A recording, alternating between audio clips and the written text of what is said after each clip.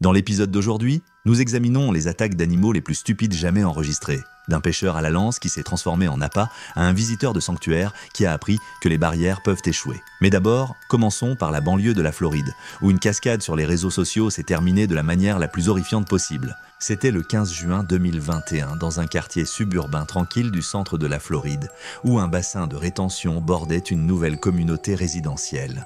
La structure aquatique artificielle, conçue pour gérer le ruissellement des eaux pluviales, était devenue un lieu de rassemblement non officiel pour les résidents, malgré les panneaux « Ne pas nourrir la faune » clairement affichés autour de son périmètre. La surface calme de l'étang reflétait le ciel du soir, tandis que les pentes d'herbe bien entretenues permettaient un accès facile au bord de l'eau. La mousse espagnole pendait des chênes voisins, créant un cadre presque pittoresque qui masquait le danger caché sous la surface.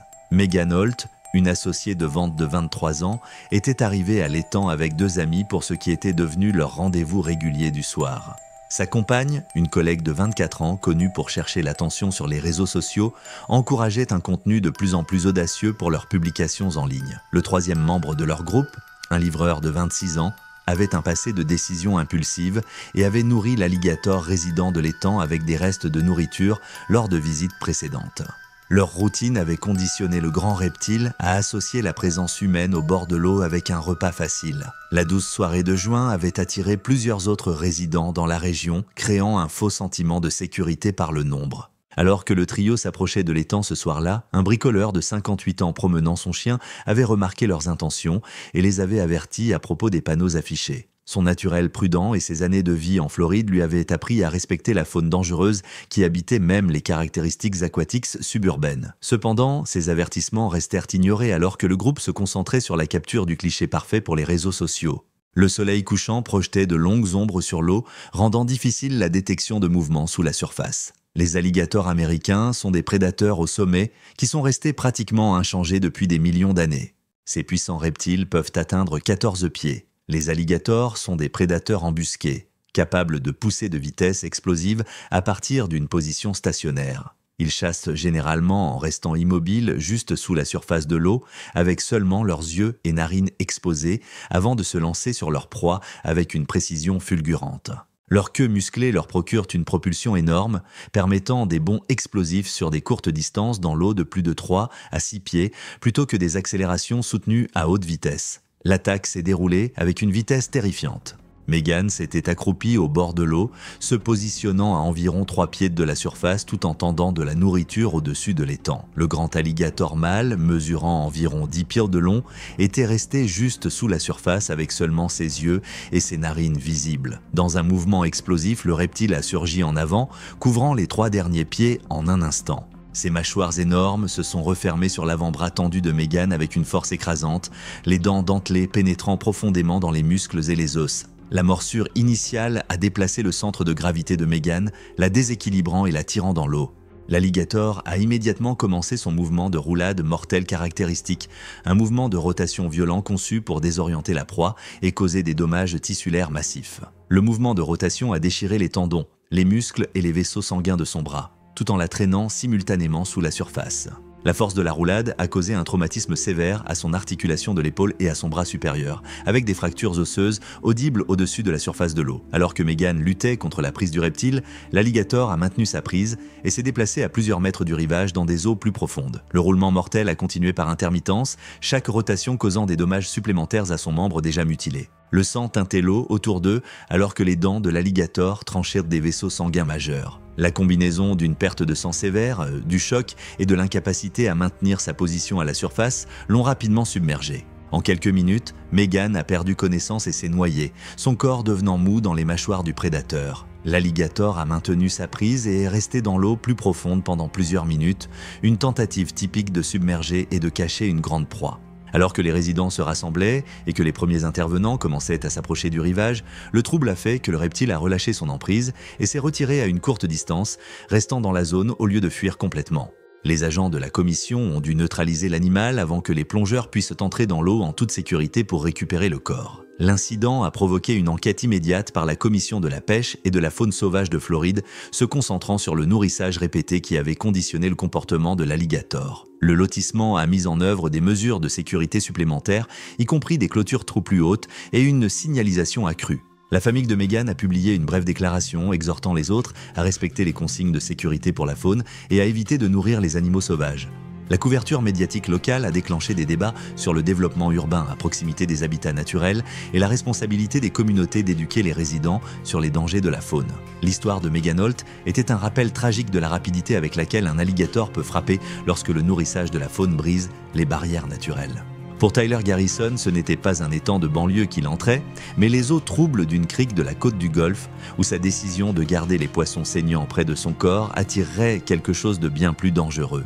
C'était le 22 août 2020, dans les eaux troubles d'un chenal d'entrée de la côte du Golfe, où la marée descendante créait des conditions idéales pour la pêche au harpon. L'embouchure du chenal reliait une série de baies reculées au golfe ouvert, créant un entonnoir naturel où les poissons appâts se rassemblaient et les prédateurs suivaient.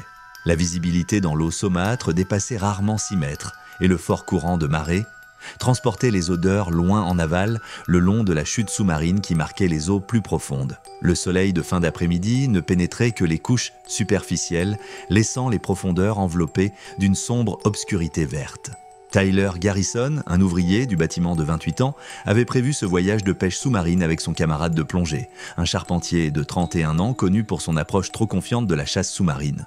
Le charpentier avait suggéré cet endroit particulier, affirmant qu'il abritait des poissons plus gros que dans leurs lieux habituels et se vantant de chasses précédentes réussies dans ces eaux dangereuses. Leur opérateur de bateau, un homme à tout faire de 44 ans avec des années de connaissances locales, avait ancré près de l'embouchure du chenal et les avait avertis du fort courant et de la visibilité limitée. Un pêcheur sur le rivage, pêchant depuis les rochers du quai voisin, avait remarqué une activité inhabituelle des poissons appâts avec des bancs se dispersant de manière erratique près du tombant, un signe révélateur que de plus grands prédateurs étaient déjà dans la région. Tyler est entré dans l'eau avec son fusil harpon et une tige métallique qu'il a attaché directement à sa ceinture de poids au lieu d'utiliser le système de flottaison recommandé qui remorquerait sa prise en toute sécurité derrière lui. Cette décision s'est révélée fatale car le pêcheur gardait les poissons harponnés directement contre son corps, où le sang et l'odeur attiraient irrésistiblement les prédateurs de pointe du canal. La marée descendante poussait déjà une traînée de parfums en aval le long du bord, où les requins bulldogs patrouillent typiquement pendant les heures de repas. Les requins bulldogs sont parmi les prédateurs les plus dangereux des eaux côtières, capables de prospérer dans les environnements d'eau salée et saumâtre. Ces chasseurs puissants peuvent atteindre des longueurs de 11 pieds et des poids dépassant 500 livres, avec une morsure puissante capable de trancher chair et os. Contrairement à de nombreuses espèces de requins, les requins bulldogs sont très agressifs et territoriaux, enquêtant souvent sur les perturbations avec des approches directes et délibérées. Leur capacité à chasser dans des eaux peu profondes et troubles les rend particulièrement dangereux pour les plongeurs et les nageurs. Les requins bulldogs comptent beaucoup sur leur sens aigu de l'odorat, capable de détecter des concentrations très faibles dans l'eau courante. Leur construction trapue et leur queue puissante offrent une accélération explosive, leur permettant de réduire les distances à une vitesse effrayante. L'attaque a commencé lorsque Tyler a nagé vers un banc de sable peu profond avec 3 poissons fraîchement harponnés saignant de la cordelette à sa hanche. Un grand requin bulldog, mesurant environ 9 pieds de longueur, patrouillait la descente lorsque la trace olfactive atteignit son système olfactif sensible. Le requin s'approcha avec le comportement caractéristique de son espèce, effectuant des passages courts et directs pour évaluer la source du sang. Chaque passage rapprochait le prédateur alors qu'il se concentrait sur la plus forte concentration de l'odeur. Le premier contact était venu comme un rapide choc contre la masse de poissons pendants. Tyler a ressenti l'impact, mais a continué à nager vers le banc de sable, ignorant que le requin serrait de plus en plus étroit à chaque passage. Le prédateur est revenu en quelques secondes, cette fois s'engageant dans une attaque complète. Ses mâchoires puissantes se sont refermées sur le filin, attrapant à la fois le poisson saignant et la cuisse extérieure de Tyler dans une morsure dévastatrice. Les dents dentelées du requin, conçues pour couper la chair et les os, ont pénétré profondément dans le tissu musculaire de la jambe de Tyler. La morsure initiale a sectionné plusieurs gros vaisseaux sanguins, y compris des branches de l'artère fémorale. Le requin a secoué la tête latéralement avec une force énorme, un comportement destiné à arracher des morceaux de chair d'une grande proie. Ce mouvement de secousse violente a causé d'importants dégâts au tissu et a libéré la plupart des poissons de la cordelette, mais le prédateur a gardé sa prise sur la jambe de Tyler. Le sang a immédiatement commencé à s'écouler de la blessure, créant un nuage cramoisi qui s'étendait dans l'eau. Le requin a lâché prise et s'est détourné, mais l'odeur du sang humain frais a provoqué un retour immédiat. La deuxième attaque est survenue plus haut, sur la cuisse interne de Tyler, où les dents du requin ont trouvé l'artère fémorale elle-même. La morsure a écrasé le muscle, sectionné le vaisseau sanguin majeur et causé une hémorragie catastrophique.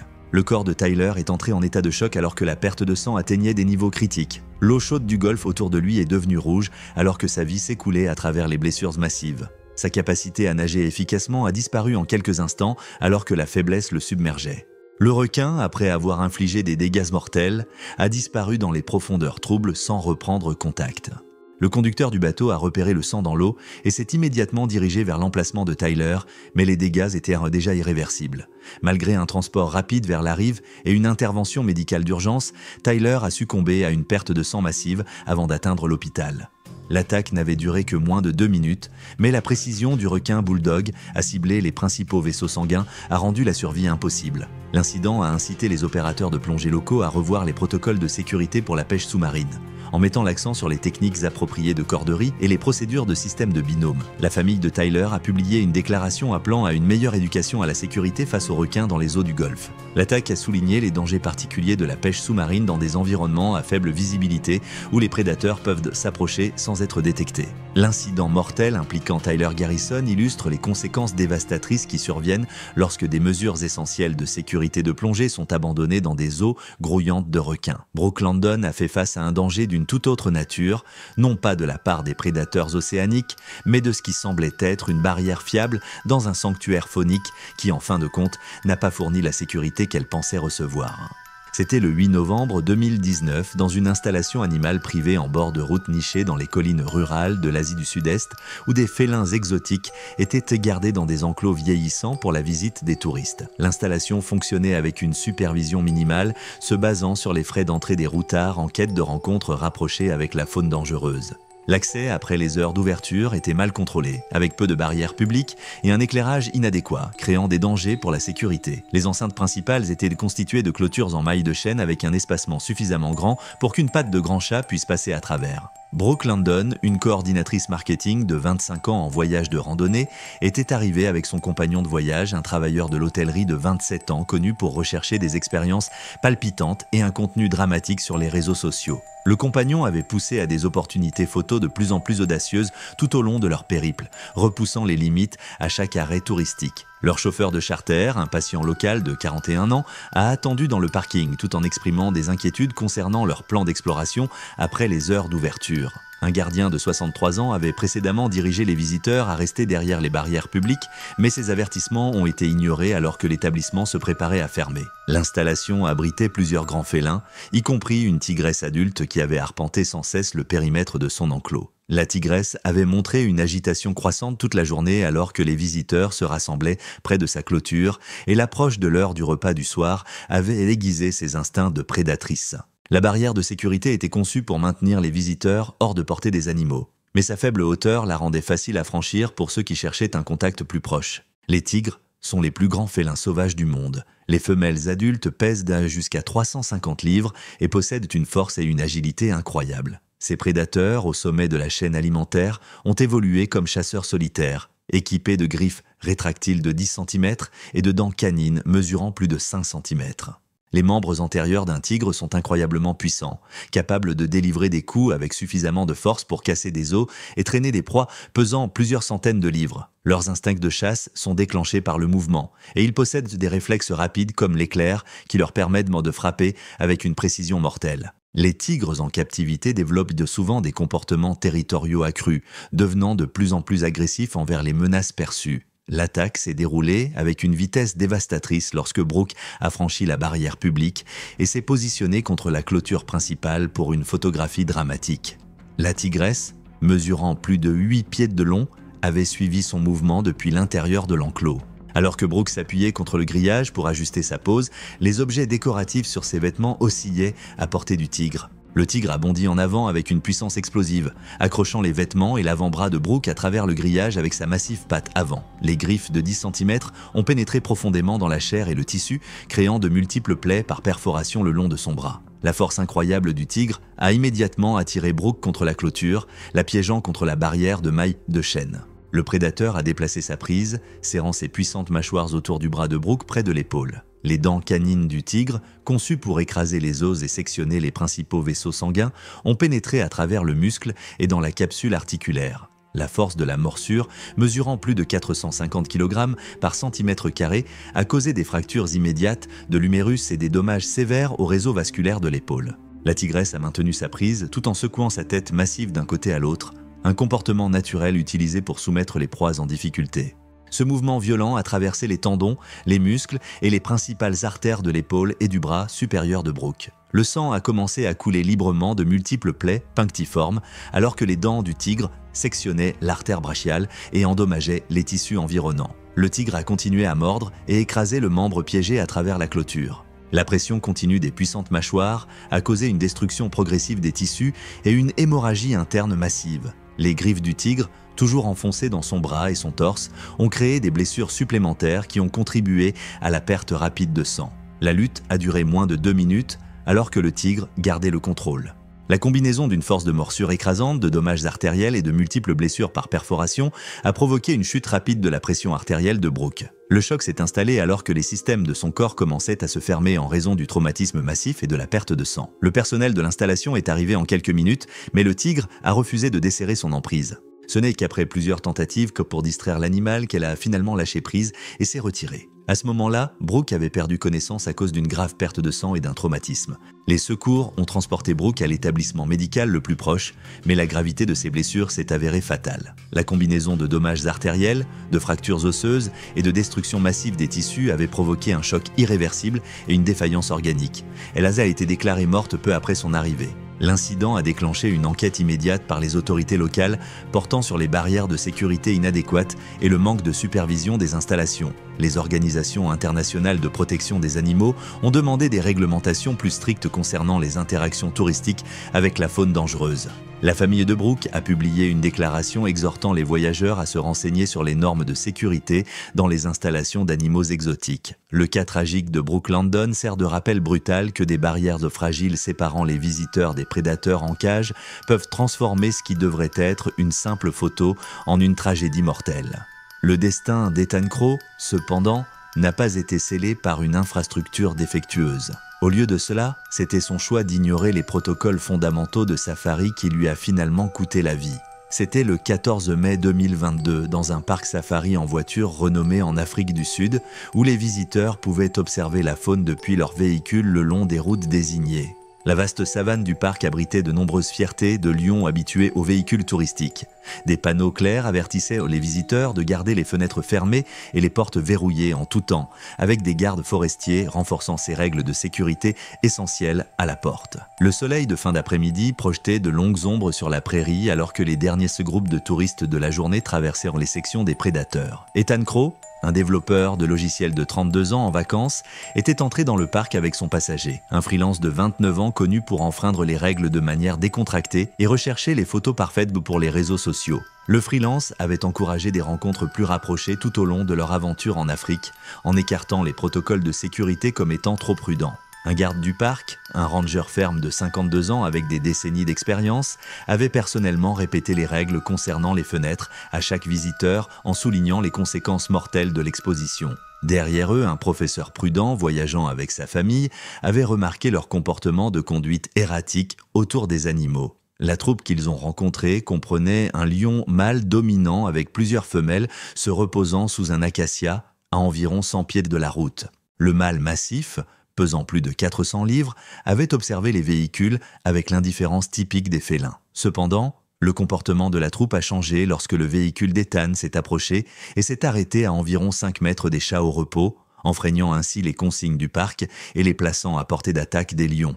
Les lions sont des prédateurs de premier plan parfaitement conçus pour abattre de grandes proies. Les mâles peuvent peser jusqu'à 500 livres et possèdent une force et une vitesse incroyables. Malgré leur réputation de paresse, les lions peuvent accélérer du repos à 56 km/h en quelques secondes lorsqu'ils sont motivés pour attaquer. Leurs puissantes pattes avant sont équipées de griffes rétractables de 5 cm de long, tandis que leurs mâchoires massives délivrent une force de morsure dépassant 450 kg par centimètre carré. Les lions mâles sont particulièrement territoriaux et agressifs, surtout lorsqu'ils perçoivent des menaces pour leurs troupes. Leurs instincts de chasse sont déclenchés par le mouvement, le son et l'odeur. La séquence fatale a commencé lorsque Ethan a baissé la vitre de son côté conducteur pour capturer de meilleures images de la fierté. Le bruit de la fenêtre électrique et le mouvement de sa main tenant la caméra ont immédiatement attiré l'attention du mâle dominant. Les oreilles du lion se sont redressées lorsqu'il s'est concentré sur l'ouverture de ce qui avait été une barrière scellée. Ethan tendit son bras à l'extérieur de la fenêtre pour avoir un angle plus proche, ignorant que ses mouvements étaient suivis par l'un des prédateurs les plus efficaces de la nature. Le lion mâle se leva de sa position de repos avec une grâce fluide, se déplaçant avec une décontraction trompeuse vers le véhicule. Chaque pas rapprochait le prédateur de 400 pounds de la fenêtre ouverte, ses yeux dorés fixés sur le mouvement à l'intérieur de la voiture. Le lion s'approcha du côté conducteur en ligne droite, couvrant la distance en moins de 10 secondes. Sans avertissement, le lion se dressa sur ses pattes arrière, portant son corps massif à la hauteur de la fenêtre. Ses puissantes pattes avant s'agrippèrent au cadre de la porte alors que ses griffes s'étendaient pour prendre appui. La tête énorme du lion s'est dirigée vers la fenêtre ouverte, et ses mâchoires se sont refermées sur le cou et l'épaule d'Ethan avec une force dévastatrice. La morsure initiale a écrasé les vertèbres et sectionné les principaux vaisseaux sanguins, y compris l'artère carotide et la veine jugulaire. La force incroyable du lion lui a permis de traîner Ethan partiellement à travers la fenêtre avant de le tirer complètement du véhicule au sol. Les dents canines du prédateur, mesurant plus de 5 cm, ont pénétré profondément dans le cou et le haut de la poitrine, causant un traumatisme massif aux structures vitales. La morsure a écrasé la trachée et endommagé la moelle épinière, tout en sectionnant plusieurs vaisseaux sanguins majeurs. Une fois au sol, le lion a exécuté une morsure de contrôle à la gorge d'Ethan, une technique utilisée pour maîtriser rapidement de grosses proies. Les puissantes mâchoires maintenaient une pression écrasante, tandis que les pattes avant du lion immobilisaient le corps pour empêcher la fuite. La combinaison de dommages à la colonne vertébrale, d'obstruction des voies respiratoires et de perte massive de sang a provoqué une perte de conscience rapide. Le lion a maintenu sa position pendant plusieurs minutes, s'assurant que sa proie était complètement maîtrisée. La force écrasante a continué à causer des dommages internes tandis que le sang s'écoulait de plusieurs blessures par perforation. L'attaque a duré moins de 3 minutes depuis l'approche initiale jusqu'aux derniers instants. Les gardes forestiers sont intervenus en quelques minutes, mais le lion est resté près du corps d'Ethan, empêchant les tentatives de sauvetage immédiates.